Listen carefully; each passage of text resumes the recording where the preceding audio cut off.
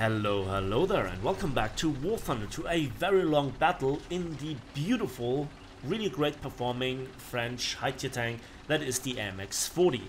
So before I talk about the topics that I want to talk about in this video, as you know, the actual topics, let me just give you an introduction to what might come in the next few days and weeks.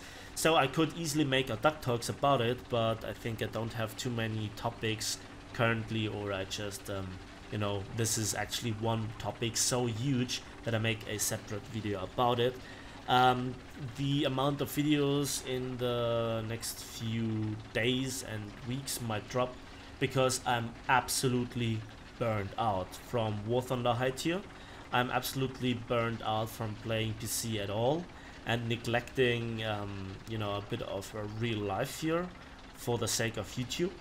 My videos were a success, they were successful. I got a bunch of new subscribers, as it is the case with any new patch. But I think there was also a good thing that I earned a bit of money. It was good enough to buy me a new microphone. But this new microphone actually had interferences with my, you know, softwares, and that was a bit of a problem. And so I thought, well, maybe the microphone has some issues, and one of my friends actually said, yeah, this microphone is known for making problems. And I was kind of a bit disappointed because it was actually the successor to the one that I have, that I previously had already made hundreds and hundreds of videos with. Now, then I returned it, bought actually a new version of the one that I have, so practically my old in new, plugged it in, and the same interferences. Now I'm really disappointed and angry and you know, so it was not the microphone, but it was the microphone. But I plugged in the old one, which is exactly the same, just in, you know, damaged, and yeah, little kids played with it, so you can actually imagine how it looks. Not really nice. And yeah, then I actually have now a problem and I need to return the other microphone. But you know, and now I have a backup for the other PC on which it actually surprisingly works. So my two PCs that I have are absolutely divas. They are so special they could be real life women. Yeah. I don't know, whatever you do, it's wrong, and you just have to do what you did always, and if then something is a problem, you have a problem. This is how my PC is working. Yeah. It was quite expensive though, so another similarity. Well, I digress. The thing with the AMX-40, I think it's a great tank. It performs really well, and there is again nothing wrong with this tank, but so wrong with the surrounding of it, because it is currently the only French tank with an autoloader, and the APFSDS is a tier 4 upgrade. The tank has no armor, and while it is quick, I mean it's really quick, it's not quick enough in a small map scenario to fight against the hordes of Abrams, and there is no tank, no lineup to really fall back on. Maybe some cast planes, yes, maybe a good radar SPA, yes, but that's about it, and that's just the skeleton of actual lineup. And when you have to fight off hordes after hordes of Abrams and insane price Abrams and XM1s and all the other American tanks and the hordes of Russians or the hordes of German tanks, it's quite tiring. And again, the stock grind is quite nasty, because you then have to deal with a heat FS shell. Now the heat FS is not bad by any means, 600 millimeters of penetration versus the L44 650 millimeters. That's barely 10% difference. But when you have to fight Abrams, when you have to fight a lot of tanks with composite armor, or you know, Euro protection, you kind of quickly find out that heat has some limitations. And yes, this tank has a battle rating of 9.7, but surprise surprise, you always exclusively continuously get up tiered into 9.0s, and you just have no tank to fall back on that's really worth playing. Yes, there are the AMX-30s, including the P2 and the Brenners, but again, their AP FSDS comes at tier 2, and before that you had this previously really unreliable heat. Now the heat is more or less reliable, but a lot of people were turned down by the bad experience beforehand. So not a lot of people are playing the French at all, and I think after 6.7 to maybe 7.3, yeah, 8.0 with the awesome Super C, I think, you know, that's the end of the tanks that are quite worth it, at least in my opinion. So you rarely see this tank. And again, the AP FSDS is tier 4, which is awful. And this AP FSDS is really a really weird shell. It is so powerful in terms of raw penetration, but then it doesn't really matter because it just bounces very often, despite having very good normalization according to the stat card. So I'm just a bit confused with the tank, and again, the French need, like the Japanese with the Type 90, more backups. They need something to fill the gaps. We had enough American tanks, we had enough German tanks, and we have enough Russian tanks at high tier. Now we give a bit of love to the Japanese and also to the French, and yeah, even the British. I mean, yeah, they got the Warrior, but one tank actually doesn't turn the tide of the battle, and it's, you know, at the end of the day an 8.0. So it's debatable how useful it actually is at 10.0, or, you know, in the top ranks. And furthermore, well, isn't there another 7th nation? Yes, the Italians. Where are the Italian tanks? So that's the next topic. There is a lot of stuff that we will see in the future, hopefully, to actually bring some sort of equality to the nations, to the matchmaker. And as well, if you want to play those odd tanks, you have the AMX-40 versus the Type 90. The Type 90 has a better gun handling, better stabilizer, much better armor, and a better shell, with a better stock heat shell. So I think you kind of get the problem here. Why would you play this tank? Except if you want specifically to play this tank because it's an AMX-40. So you kind of see the problem. There is barely any armor. I mean, it has some composite armor and some spaced armor, but, you know, hits like these that don't pan are rather the exception and not the rule. That was close. You know, just retreated in the right moment. Whoa, I get a bit of bashing for that in the comment section, I guess. Totally worth it. It's a French tanks. Deal with the jokes. Yeah, that then brings me to another joke.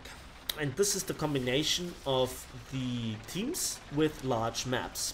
So after, yeah, nearly 9 minutes of talking just about the tank, I like big maps. As a concept, I don't like big maps in War Thunder. And the problem for that is simply the fact that you play on an empty map. You see, I despise city fight. You know, always playing on Italy, always playing on Berlin, always playing in some other random city like Cologne or Normandy. It's mostly around cities. And that annoys me, because it's just bashing each other's head in at a distance of point blank range to, at best, 300, 400 meters. Let's be honest here. And so big maps should offer longer range engagements. The problem in War Thunder is that the big maps have the smallest amount of players with still short range engagements, and the only thing that big maps add to the gameplay is a longer travel distance into the combat zone. And that is a poor game balance decision, or a gameplay setup decision. Now, I personally like Kursk, okay, and I think, or Kursk if you want to insist on the English pronunciation. The thing with Kursk is it offers so many good things that are unique to Kursk.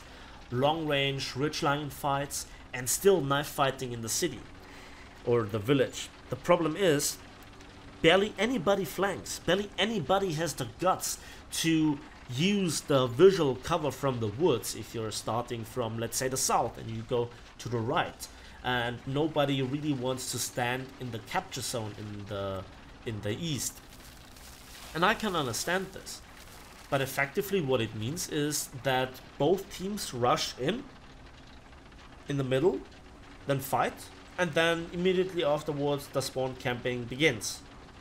And then that's it with the variety of gameplay. Rarely anybody flanks, rarely anybody uses the visual cover or the physical cover, hard cover.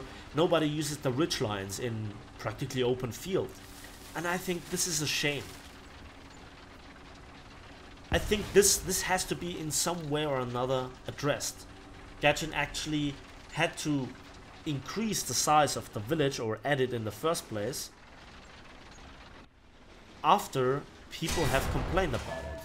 And I absolutely agree with the fact that it's down to the players and their behavior, and Gaijin has sometimes to adapt the maps.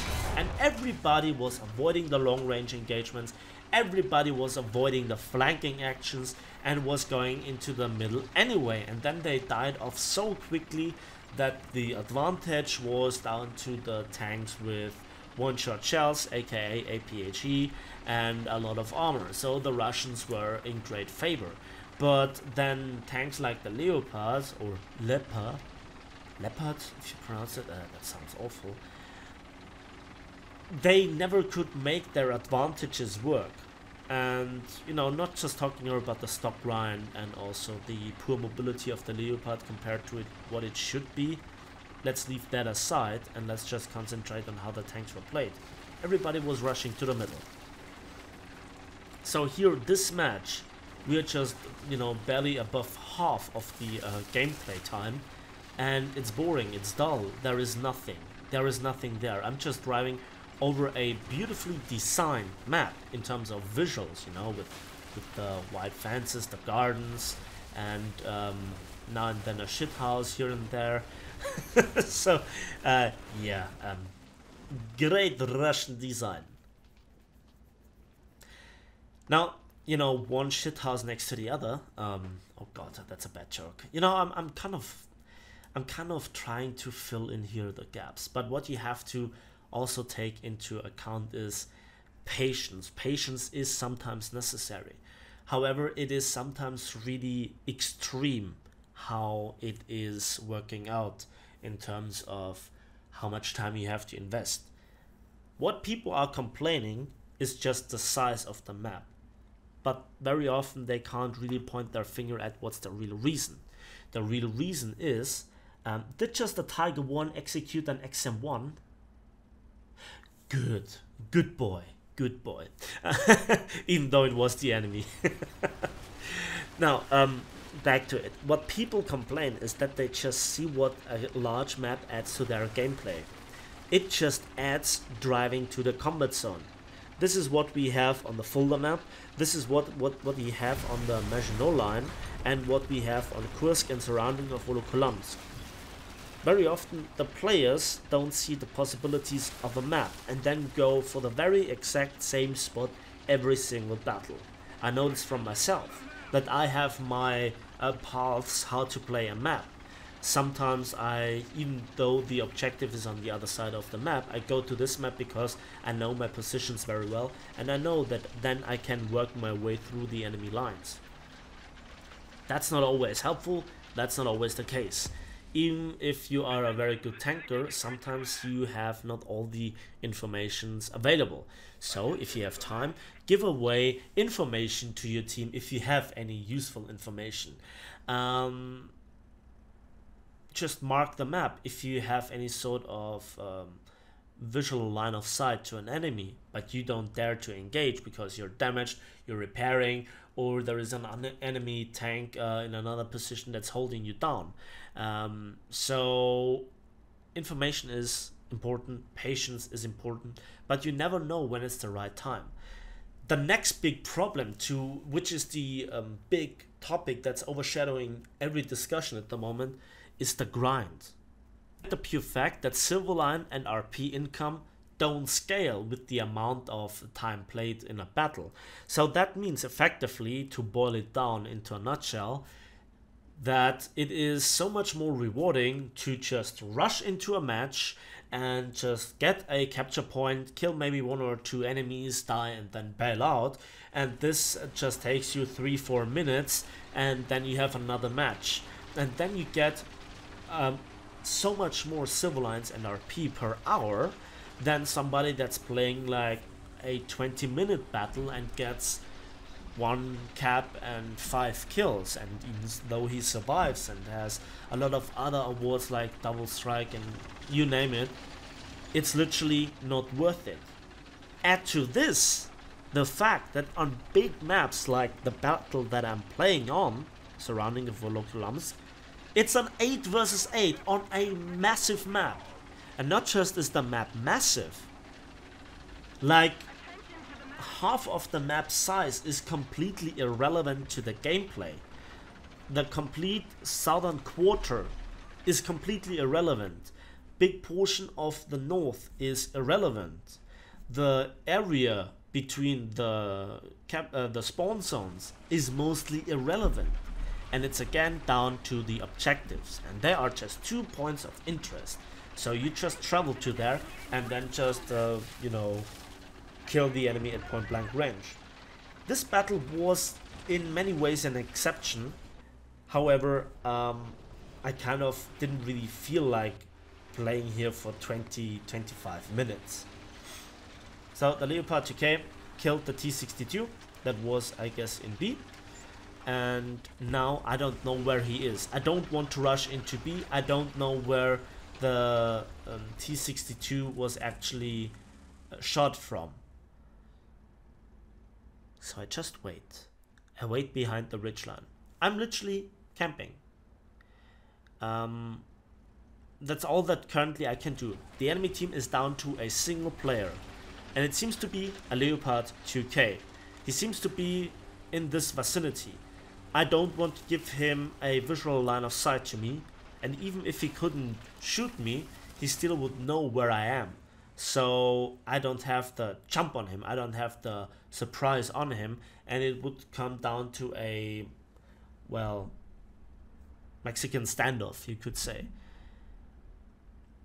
And this is something that I want to avoid. I want to make the easy shots. This is what I kind of understand under the term skill. You know, a big portion of skill is not just knowledge, but putting your tank into a situation where you have the easy shot on the enemy, where you have the disabling or the killing shot on an enemy, so that it actually looks easy. And there he is. The SBA clicked here, and now the Leopard 2K is listening to Sabaton, doesn't hear my engine noise, and I blow up his ammunition. It was actually the 20mm. But even if the 20mm ammunition would not have blown up, his gun barrel was damaged, he was spotted, and I had actually the possibility of retreating into hard cover. So I think I had here the jump on him. Hostile team has lost all of its vehicles. And then it stops. Then the ticket bleed stops. Now we have a ticket advantage, which is already great, because at this time it's like 7 minutes of pure gameplay left before the before the time ticks down. However, this is quite a lot of, you know, time. Again, back to the RP and Silverline income. Sadly, it doesn't scale with the map size or with the amounts of players or the lack of amount of players that is in there, and it doesn't really,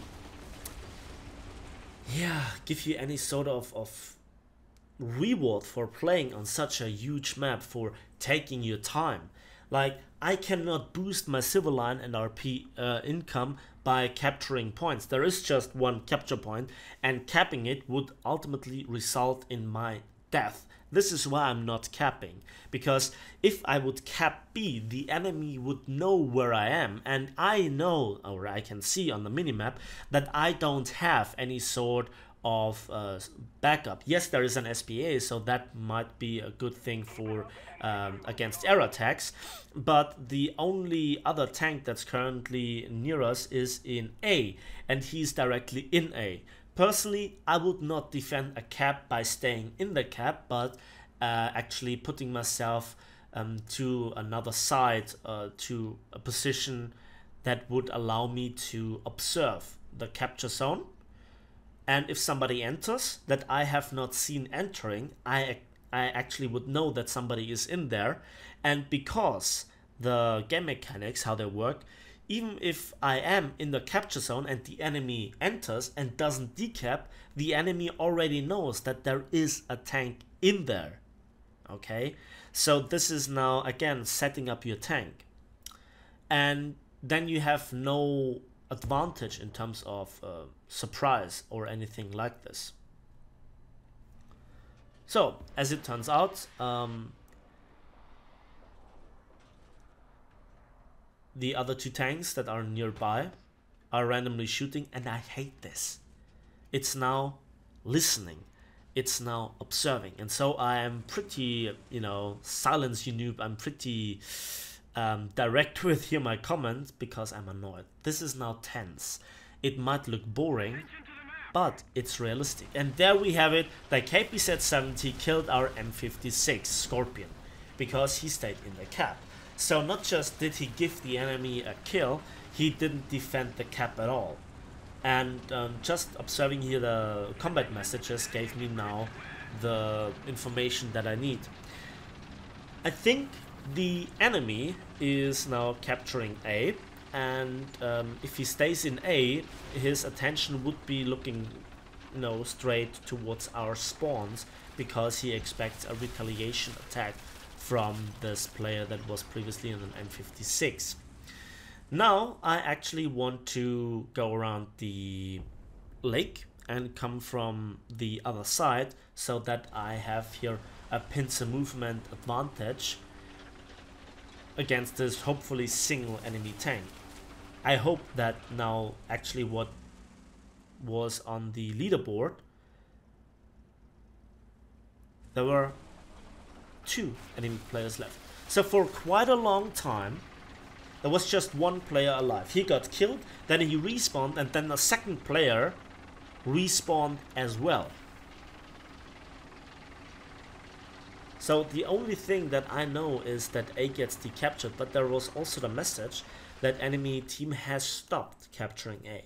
That means the enemy KPZ-70 has moved out of the cap, leaves the decapping to the game mechanics, and potentially has set up an ambush. Now this heavy tank here that's going for A might be my distraction. So if I now go close enough, to the enemy tanks, I could just simply see their muzzle flashes or hear where they're coming from and then attack them. So the potential sacrifice of our heavy tank, or its inevitable death, is not for nothing.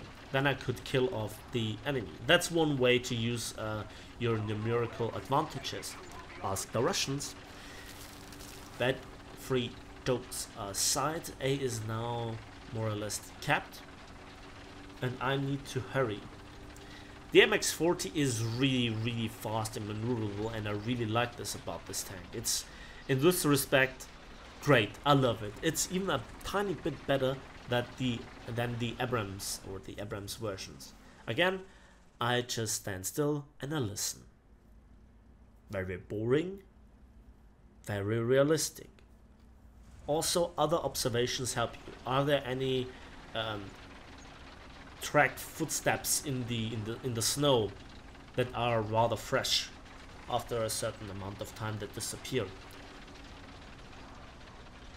Do I hear or do I see a tree snapping over? All those little bits of information are important. obviously then you don't make yourself a favor if you leave so many hints of your existence behind you.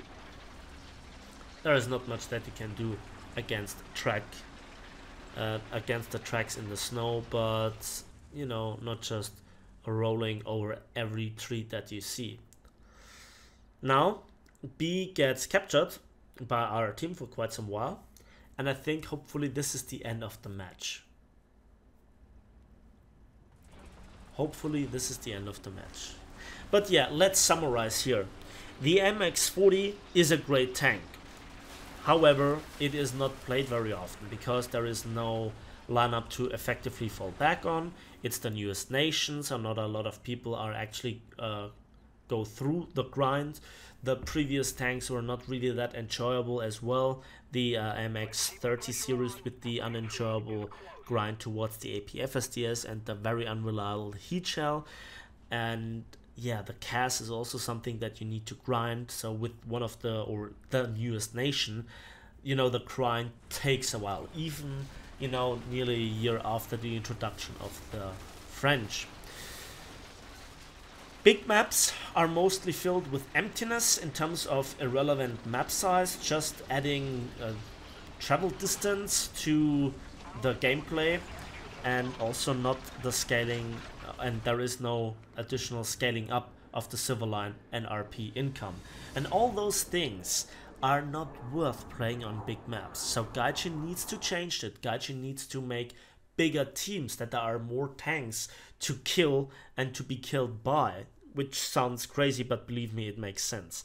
Furthermore, we need to make the spawn points more attractive and you know, the spawn point area better. There you can see the problem. I got the survivor medal, and that leads me to an actual income of 30,000 silver lines for the match. So under 40,000 silver lines for this 25-minute match, and you know, 11,000 I had to spend on ammunition. So that was quite a lot. Nevertheless, first in place with 6 clean kills, 1637 score points. It was a nice battle. It was a long match. It was requiring patience. It was requiring a lot of observations, playing carefully, but it was not worth it in terms of scaling. But from a gameplay experience, it was more enjoyable than a city fight, which is boring, repetitive, fast, and just bringing no actual tactics to the table. Whoever shoots faster wins, so there is practically no difference to high tier Call of Duty. That's it for me today. Let me know in the comment section what you think about this whole topic, and yeah, give this video a like if you did, subscribe if you want to see more, and we'll see each other in the skies and on the battlefields of War Thunder.